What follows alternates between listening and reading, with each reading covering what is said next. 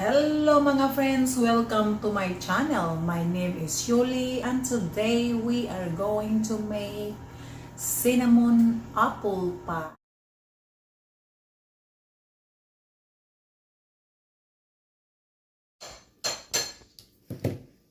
Is it good, Cal? Here is our pie.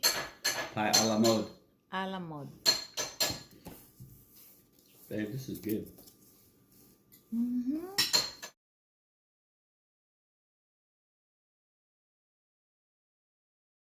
We have our ingredients for our apple pie. Of course, we have a bowl of apples sliced thinly. We have 1 cup of sugar, 2 teaspoons cinnamon powder. We have 1/4 cup of flour,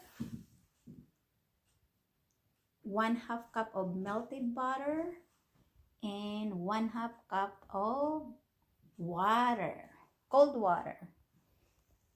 So we're gonna process this. We're gonna caramelize this in our pan. We can as well use the 1 stick of butter instead of this melted butter. Okay, let's start pressing our filling.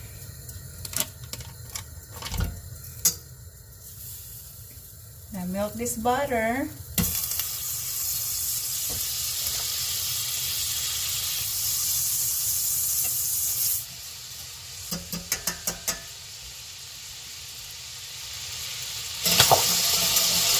Alright, let's put our flour in a very medium heat. Now let's add our water.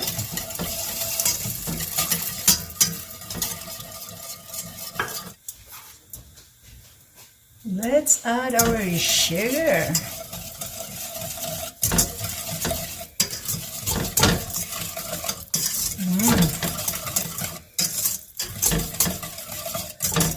You see? Next is these apples. We have to put this in. Remember to slow down the heat when we caramelize the apples. Making this sauce is very easy to dry out when our heat is high.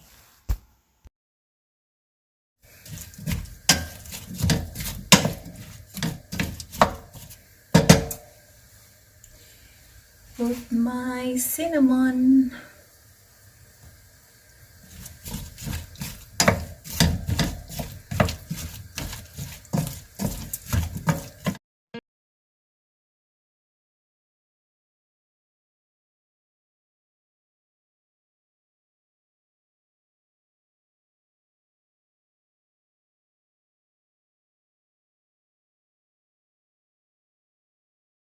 These are the ingredients of our apple pie crush.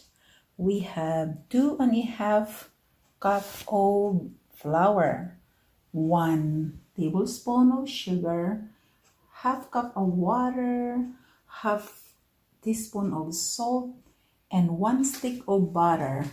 I was using the 1 stick for our filling instead, and I'm gonna go ahead and use the melted butter for our dough. Okay, these are the ingredients of our dough for our pie.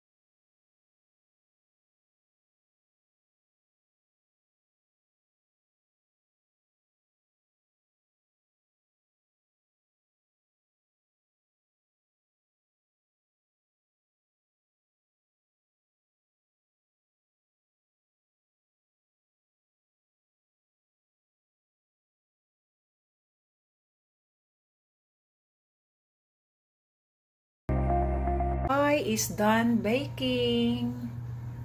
Wow.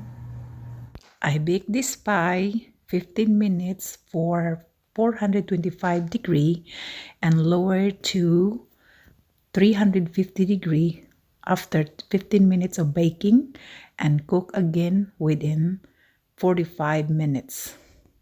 Hi! How is it, Kyle?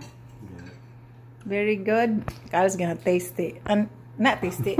He already eat it all. I would inhale How it. about you, Ben? Let's get a close-up in your mouth. Put it in the face. They're eating my apple pie. Manzana. Yeah. Don't forget to share, like, and subscribe. Except Brian's sharing with you, so it's Okay. mine. Thank you for watching. I'll see you guys next time. Bye.